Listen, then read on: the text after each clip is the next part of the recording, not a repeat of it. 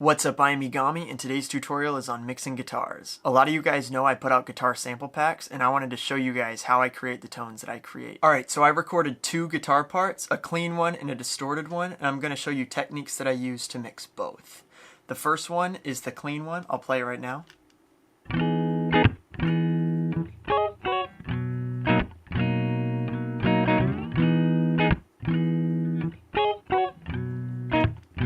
So that's the basic of it. So the first thing I did was I added a little bit of compression just to tame some of the loud strums.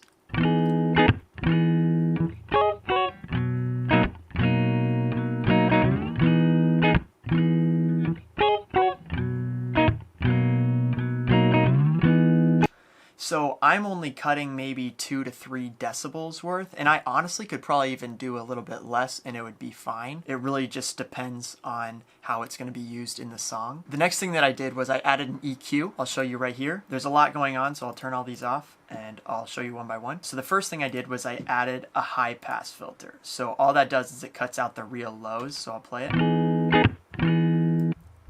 This is what it's cutting out. So I did that just because in this case I knew that if I were going to say put it in with a full track, there would probably be a bass in there or something, and so I would adjust this accordingly to my bass instrument and make it so that I don't have a lot of boominess in the sound. For this instance I just did that, so it's, you know, it's slight, it's pretty low, but it does what I want it to. The next thing I did is adding a low pass filter to electric guitars. I don't think I've ever seen this done. I don't remember how I started doing it, but I just did and I thought it sounded really good. So I'll play before and after so you can hear it.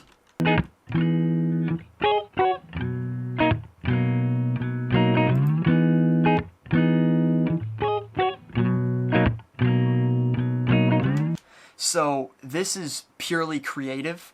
I think it sounds cool when it's mellow, and I've been doing this a lot. I love the sound of just the mellowness, and it's really only, it's not cutting out much. I'll show you what it's cutting out. So it's just that highness that really to me doesn't seem to be needed, and I really like the sound of the mellowness of the guitar. The next thing I did was I added a little shelf to cut out a lot of the lows, a pretty wide shelf. So I'll play it. And the reason I did this was because I just thought there was a lot of lows in the guitar, which, you know, you could probably work with it like this or, you know, mess around, but I thought where I had it sounded pretty good. The last thing I did was I added this. A lot of times I find that in electric guitars, somewhere in this region, there is some resonant frequencies that are pretty loud. And so in this case, it happened to be right around here, so I turned it down a bit, which I'll do a before and after as well.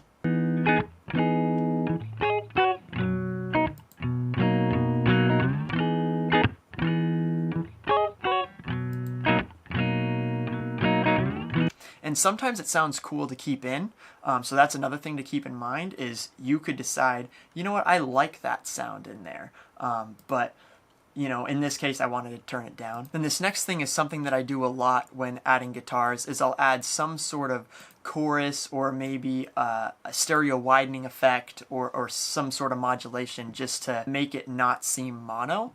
And in this case I added a chorus, which is choral from Native Instruments, which sounds like this.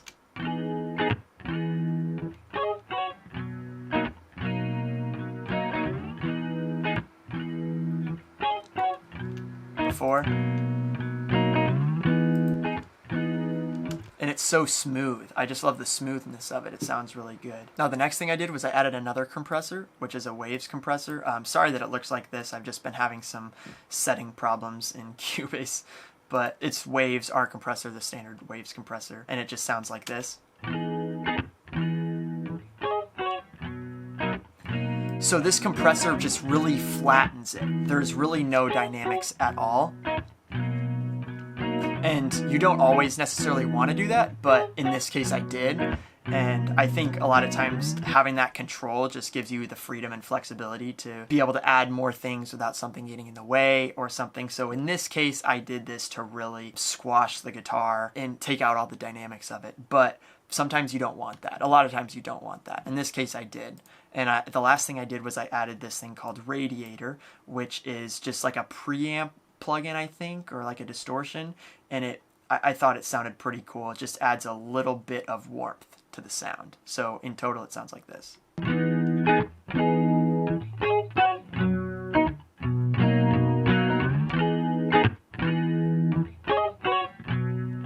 So that is how I took a clean electric guitar recording and made it sound really textured. I'll do a before and after. Here's before.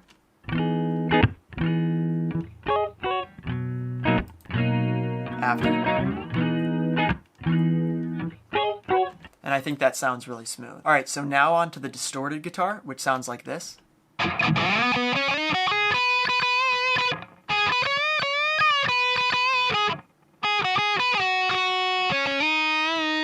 Anyways, it just goes on. It's just a lead solo. But the first thing that I did was I added an EQ, which looks like this. Now, there's a lot going on, so I'll turn it all off and I'll show it to you one by one. So the first thing that I did was I added another high-pass filter, which, again, that's just to cut out some of the lows, cut out the muddiness. And that's the same with this shelf, was also just to cut out more lows and more muddiness so that it sounds like this.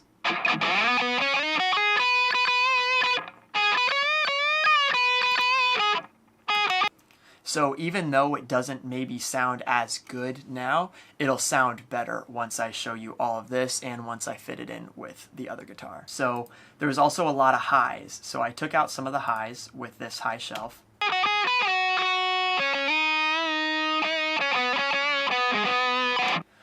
Now, how I was talking about the resonating frequencies before that exist in this area, this is what both of these are for. Now the first one, this, which takes out quite a bit. Here's before. After. Now, this last one here, this is the most confusing, and if this is too confusing, you don't have to worry about this because this is just a little extra thing that you can do, but it's not absolutely necessary. So if this is confusing, don't stress yourself out over this. So this is a dynamic EQ. That's what I love about the Pro Q3, which means I can compress within my bands of EQ. So if I turn off everything else except for this band right here, you'll watch this yellow line. It'll move down whenever it gets louder within this frequency. So watch this.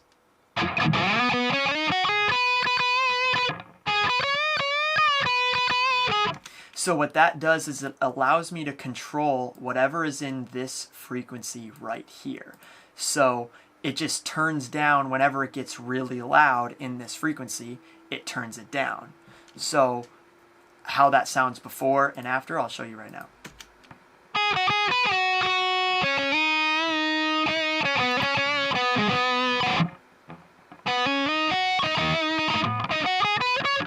So it's pretty subtle, but it just takes out that resonating frequency that is slightly ear-piercing. So with all these EQs in right now, this is what the whole guitar sounds like.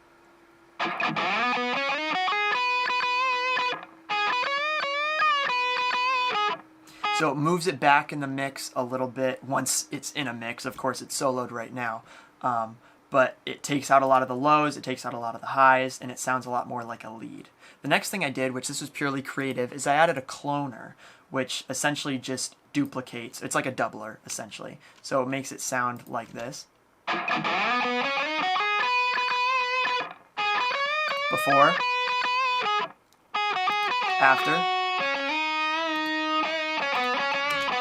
The next thing I did was I added a delay, which is Echo Boy.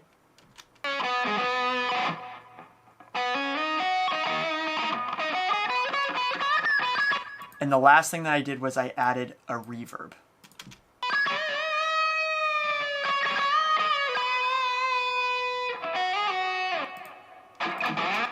So in total, before, the lead guitar sounded like this. And after, so it sounds like it could fit a lot more in a mix now. It sounds like it's put in the back, and you could put that somewhere in a song and it would just make the song sound big. And so both of these guitars now together, the clean one and the distorted one, sound like this.